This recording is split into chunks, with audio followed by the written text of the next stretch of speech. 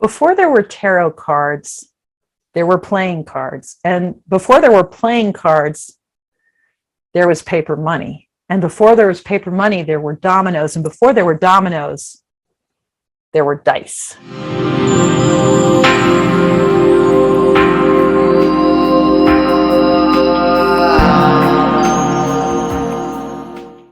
This video is to introduce a series that I'm calling Tarot Bones, in which I am thinking about the very bones of tarot. And that's sort of a play on words because people sometimes refer to dice as bones. And in fact, some of the earliest dice in the world, dice is the plural, by the way, 1 die, 2 dice. Some of the earliest dice in the world was made of bone. They are incredibly ancient, dice are. We see them in all the world's cultures, and they are the original ancestor of the tarot card, right? It all begins with dice. About 3,500 years ago, I mean, we see them in cultures all over the world, but 3,500 years ago is the dating for the oldest dice that have been unearthed from ancient Egypt, and they accompanied a board game, a game called Senet. And in this board game, you have a rectangle and spaces marked on it, just like a modern board game. And the die is cast and allows you to move your marker space by space by space according to the numbers, the pips imprinted on the die. The game of Senet represents, in the movement of the piece across the rectangular board, it represents the movement of the soul, the ka, in the afterlife. So 3,500 years ago, we already have something like the game of life. And I'm not talking metaphorically here, like the game of life. I'm talking about like the game of life, right?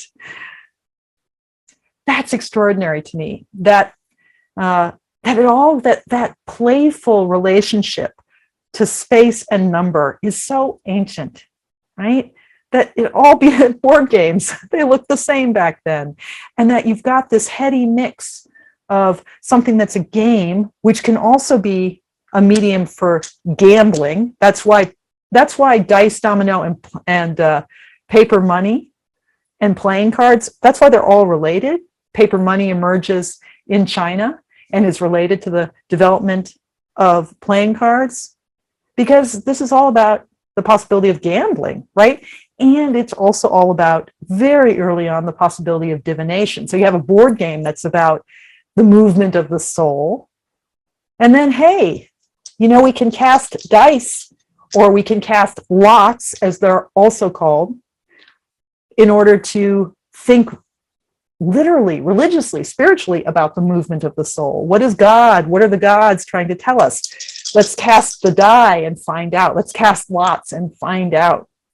All of this stuff is interwoven, and these histories are interpenetrating thousands of years before tarot cards emerge on the scene in the 15th century in Italy.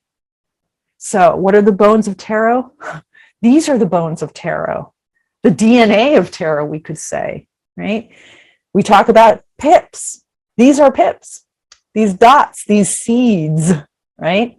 Pippin, the word pip comes from the English word pippin, which means seed, right? So what are tarot bones? What is that hashtag about for me? The hashtag tarot bones is all about getting down to the very sort of bare, I was about to say bare bones, the bare essentials of tarot in number, right? And the way in which number, just like on a board game, just like when we move our piece according to the number that we roll, the way in which number in tarot corresponds to the movement of the soul, as it's recounted both in the major arcana, in what is called, for many people, following the language of Joseph Campbell, I'll talk about this more in a second, the fool's journey, the journey of the fool, us as hero, us as protagonist in this narrative, from trump number 0 to the world, trump number 21. And also in the minor arcana, the way in which ace through 10, the pip cards, also tell a story about a movement, right? The bones of tarot are number, and number as denoting a position in the narrative that's told in these cards. So let me say a little bit more about this by fun with PowerPoint. Okay, let me get back to the beginning here. So I was talking a second ago about the hero's journey. Joseph Campbell coined that word based on the work of Carl Jung back in 1949.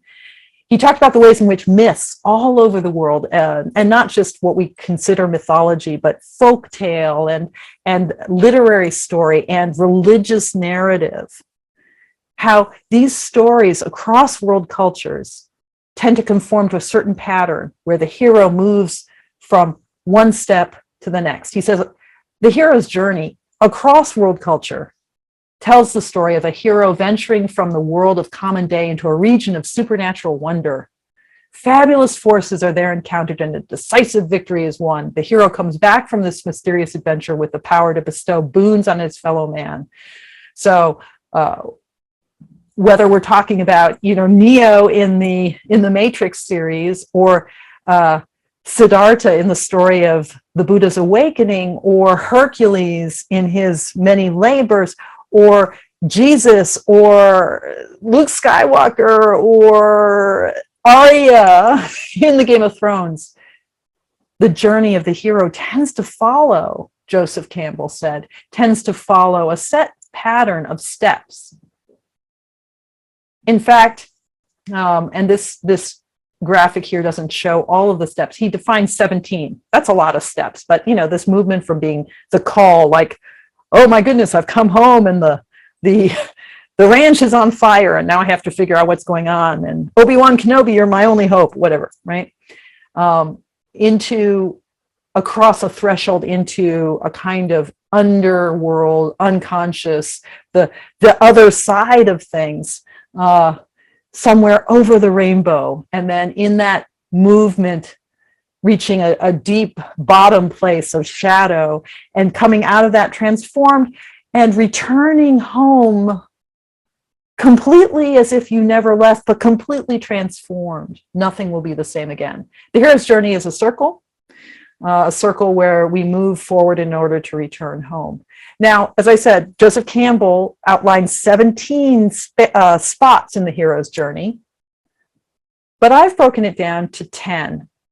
I broke it, and I'm using my favorite hero's journey, The Wizard of Oz, to tell this story of 10 positions in this journey of descending into the other place in order to come back home totally transformed. I've broken it down into 10 because 10 is the number of tarot, right? Now, I know we have 22 trumps, but we have trump number 0 is the Fool, and trump number 21 is where the Fool ends up, the world. Both of those look like zeros, right? The 0 of the Fool and then that circular structure of the world. They're all about coming full circle. And so if we break it down in between the Fool and the world, we have 2 sets of 10, right? And then, of course, the 10 pips, right? Ace through 10 in each of the 4 suits.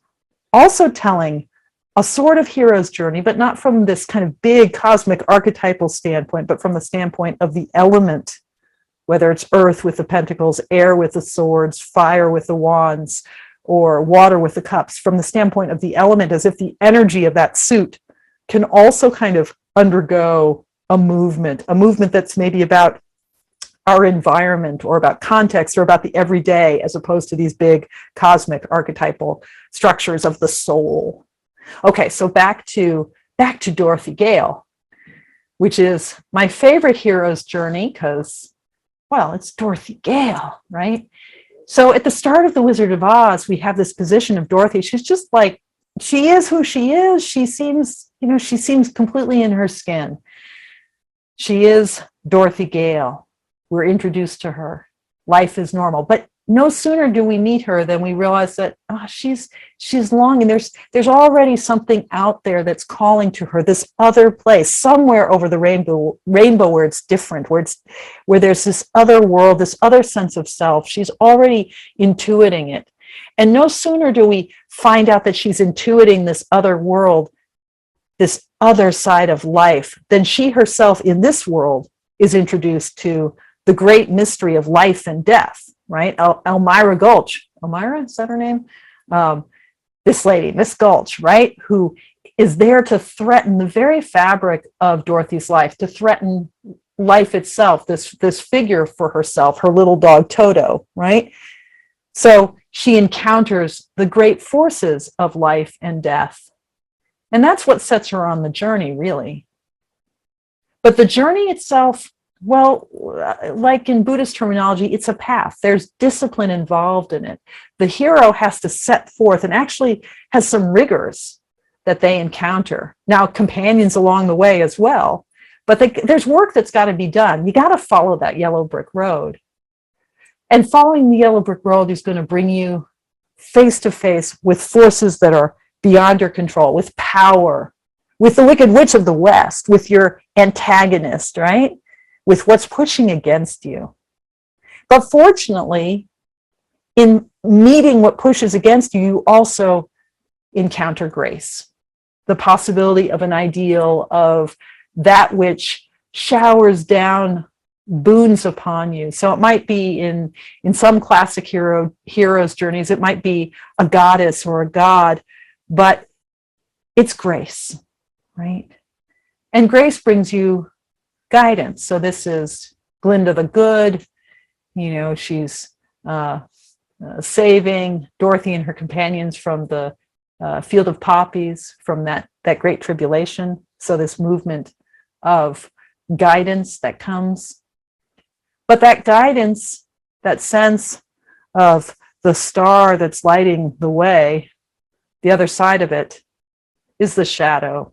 So this image here is, you know, the scariest part of the film, right? The flying monkeys and Dorothy being taken away by the darkness, by the dark side, by that which is sort of uncanny and difficult and scary and is the ultimate challenge, which she overcomes. And after overcoming it, there is something like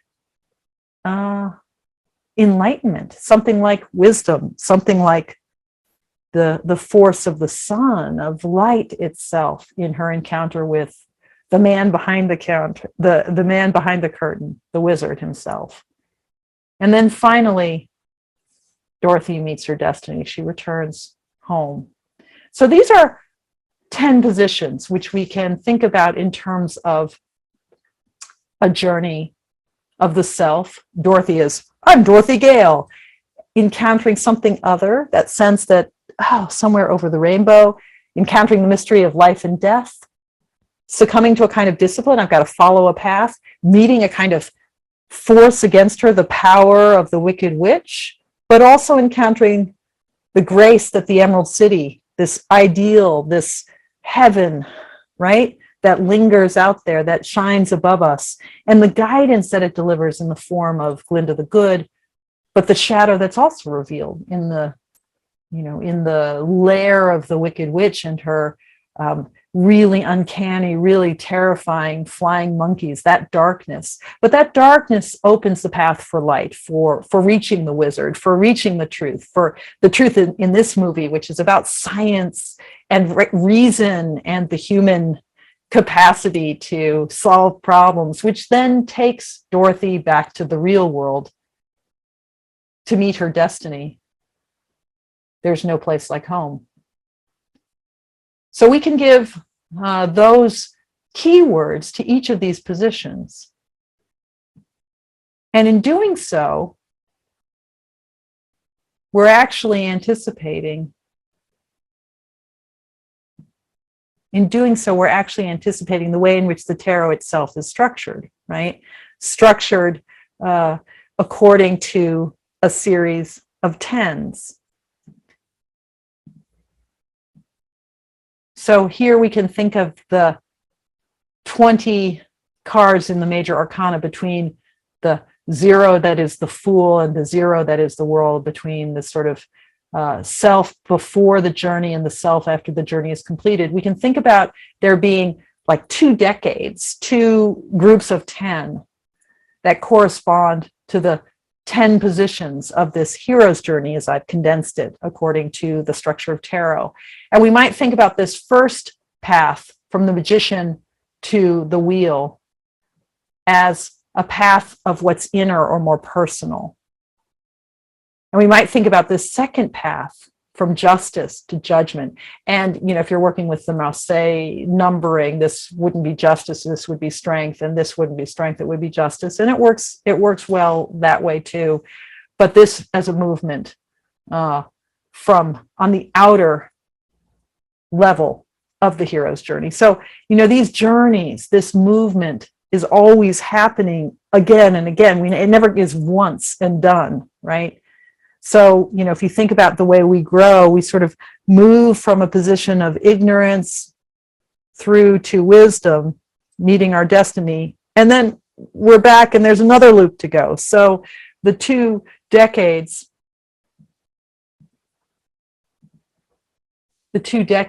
of the major arcana, we can think of as telling this on a personal level and then at a more cosmic level. And if you look at the 2nd decade, it is more cosmic. It moves toward the celestial. So here the positions in that hero's journey become keywords for 1, 2, 3, 4, 5, 6, 7, 8, 9, 10, and then the second round, 11, 12, 13, 14, right? So the magician is a position of self.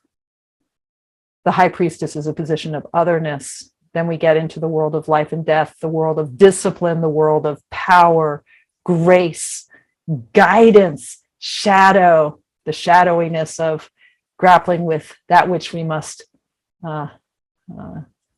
bring our strength together for, light and destiny. And then the same here. But these numbers in the major arcana also have their corresponding, not so cosmic, more kind of environmental, more contextual, more background meanings in the ace through 10 of the pips. So self, and these are just my keywords as I've meditated on the hero's journey, and I've thought about things like Dorothy Gale, and I've also thought about the structure of tarot, and I've come up with my own sense of the hero's journey. Those keywords, they're my keywords. I've translated them in ways that make sense: self moving to source, other moving to duality, life and death moving to expansion, discipline to stability, etc. So I have a set of keywords 1 through 10 that represent the major arcana, that cosmic hero's journey, and a set of keywords 1 through 10 that represent the more contextual, more broad, more environmental journey, backdrop journey that's happening in the minor arcana. So, tarot bones, why all of this, right? Why is this interesting? So, here's the idea. If any of you have ever played Dungeons and Dragons, you know that one of the best things about Dungeons and Dragons, I'm digging through my dish of goodies, are the dice, right? The dice, and I will say more about these polyhedral dice and how they too, in their shapes, relate back to this history of tarot bones, relating back to Pythagoras and back to the historical understanding of the 5 elements: earth, air, fire, water, and ether, right? Or the universe itself. These polyhedral dice have a very, very deep spiritual and tarot-rific history. But more on that in a later video. I can take the 20-sided dice, the icosahedron or the D20, and I can take the 10-sided dice, die is the singular, dice is plural, don't forget that, Esty. The, okay, the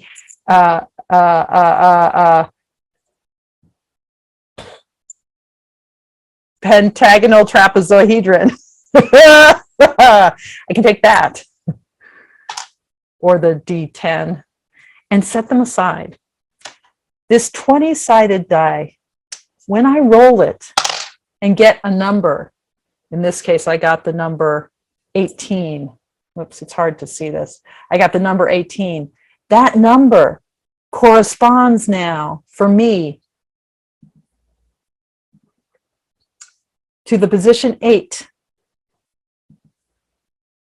in its outer reach. So it's not so much that I think to myself, oh, this is the moon, this 18 equals the moon. It's I think this 18 equals what the 8th position in the hero's journey means in its sort of more cosmic loop. Tarot bones. And I can roll my pentagonal trapezohedron. Whoops. All right, let's I just dropped it all the way down. Where is it? Dice are complicated. They get messy. I can roll this, and let's just say I got a 6.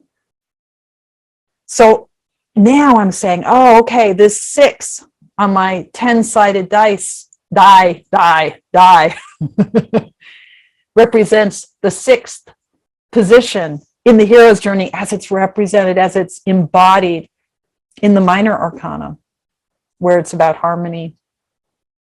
So I have now 2 keywords.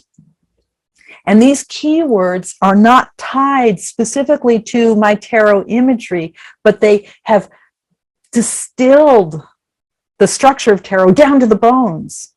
So, and here's how I've been using this fabulous thing, these tarot dice is the plural, these tarot bones, this is, I've been using them. So I've been doing this thing where I draw my cards.